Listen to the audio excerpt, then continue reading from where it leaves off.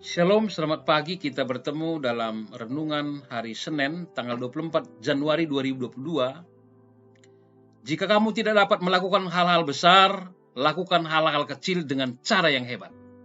Mari kita berdoa. Allah Bapa di surga, terima kasih buat penyertaan dan anugerah yang Tuhan nyatakan dalam hidup kami. Sehingga kami tetap beri kekuatan dan kemenangan untuk menjalani hari-hari hidup kami. Dan kami percaya penyertaan Tuhan hari ini juga kami merasakan kasih dan kemuliaan Allah nyata dalam hidup kami. Dalam nama Tuhan Yesus kami berdoa. Amin. Firman Tuhan Mazmur 6 ayat 7. Lesu aku karena mengeluh, setiap malam aku menggenangi tempat tidurku.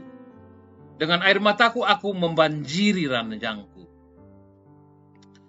Saudaraku, pada bulan Agustus 2018, pemerintah Selandia Baru mengeluarkan undang-undang yang melarang orang asing membeli properti di negaranya.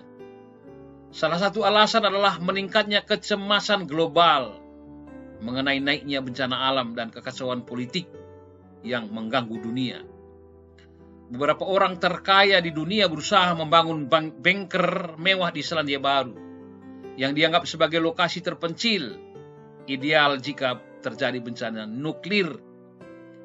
Bunker berteknologi tinggi ini terkubur 13 kaki di bawah permukaan tanah dan memiliki fitur pintu anti peluru, sistem penyaring udara yang canggih, baterai cadangan, dan tempat tinggal yang mewah seperti tempat bowling, ruang media, dan kolam renang.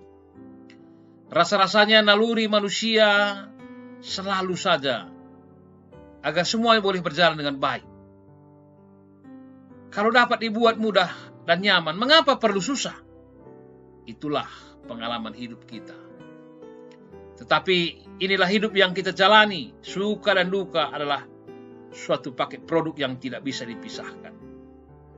Sama seperti Raja Daud yang hidup pada zamannya sedang mengalami duka cita. Daud bergumul keras untuk melihat bagaimana bisa ada kebaikan dalam pengalaman ketika menghadapi duka. Dan pada saat yang sama, kesusahan menghasilkan ketekunan. Dan ketekunan menimbulkan tahan uji, dan tahan uji menimbulkan pengharapan.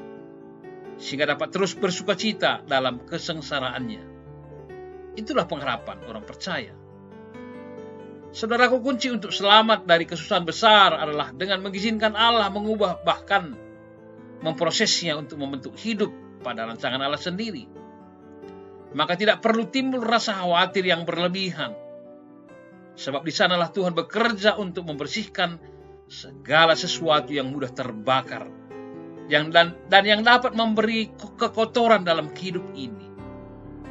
Keamanan akan terjadi hanyalah dengan menempatkan iman dan tetap tinggal di dalam Kristus yang telah menanggung murka kepada Allah atas hidup kita sendiri. Yesus meyakinkan bahwa jika kita tetap hidup di dalam Dia, kita dapat memiliki keberanian karena Dia telah mengalahkan dunia meskipun keadaan begitu sulit. Allah mungkin tidak bekerja dengan mengubah keadaan yang kita hadapi dalam sekejap. Dia mungkin tidak mengubah mendung menjadi cerah atau badai menjadi tenang. Ingatlah bahwa kita berharga di mata Tuhan. Karena Ia menciptakan kita dengan kasih, bukan dengan suka-suka. Oleh sebab itu, mari kita semua menghargai diri dan hidup kita. Secara bertanggung jawab di tengah-tengah situasi yang tidak nyaman pun. Dan kita harus percaya bahwa janji Tuhan tidak pernah pahit, tapi selalu manis, yaitu Ia tidak akan sedikit pun melupakan kita sebagai umat pilihannya. Maka tetaplah percaya dan mengandalkan kekuatan Tuhan, sebab di dalam tangannya kita pasti aman. Amin.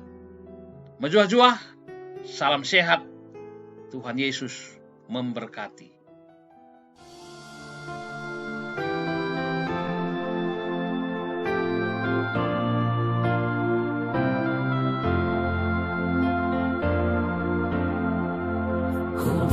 Memasuki jalan mulia, tetap doaku inilah, ke tempat tinggi dan teduh.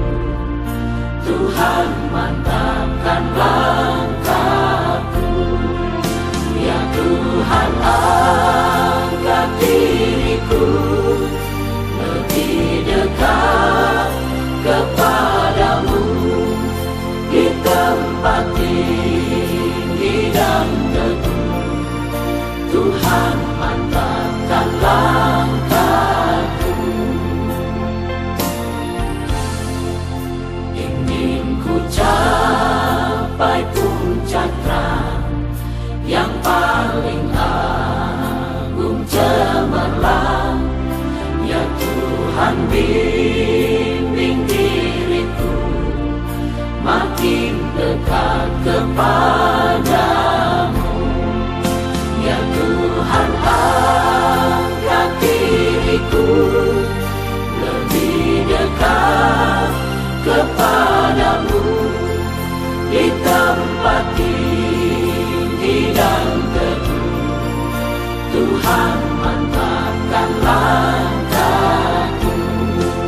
Ya Tuhan, angkat diriku lebih dekat kepadamu, di tempat tinggi dan teduh.